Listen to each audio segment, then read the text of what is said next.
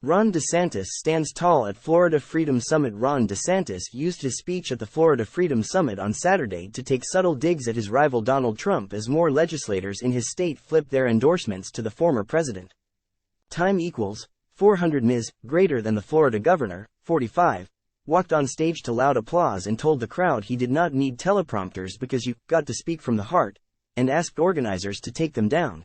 He did not directly name Trump, but he has previously accused him of being wedded to the teleprompter and stumbling without one.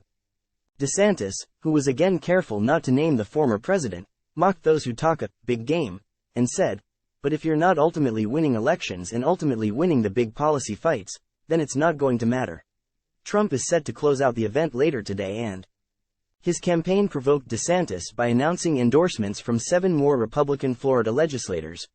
Ron DeSantis used his speech at Florida Freedom Summit on Saturday to take subtle digs at his rival Donald Trump as more legislators in his state flip endorsements to the former president. Time equals 400 Ms. greater than Trump is set to close out the event later today, and his campaign provoked DeSantis by announcing endorsements from 7 more Republican Florida legislators. DeSantis was introduced to the stage by his wife Casey as America's governor and the next president of the United States. He thanked his supporters for coming but was quick to say, "Wait a minute, can we get rid of the teleprompters? We have a president. We don't even know who the president is. Whoever's loading the teleprompter. Number I don't think we need that in Florida. Let's get those down. You got to speak from the heart. It's not about reading from a teleprompter." He began his speech by lauding Florida as the freest state in all of these United States and began reeling off his accomplishments as governor. This included his opposition to COVID restrictions and vaccine mandates in 2020 when he kept the economy and schools running. DeSantis also boasted about his battle for parental rights against Democrats and Disney. "It's important to fight," he said. "And if you don't have the stomach for these fights, then you should probably find another line of work." The politician added, "It's just as important that we win these fights. You can sit there and talk about the game, you can have rhetoric, you can do this, make promises. Time equals 400 Ms. greater than, but if you're not ultimately winning elections, and ultimately winning the big policy fights, that is not going to matter." DeSantis highlighted the ban on sanctuary cities and cross-gender transition operations for minors within his state. "Florida's the model," he declared. "We know how to get it done." His speech came after Trump's campaign unveiled 5 more Florida endorsements from legislators who previously backed DeSantis.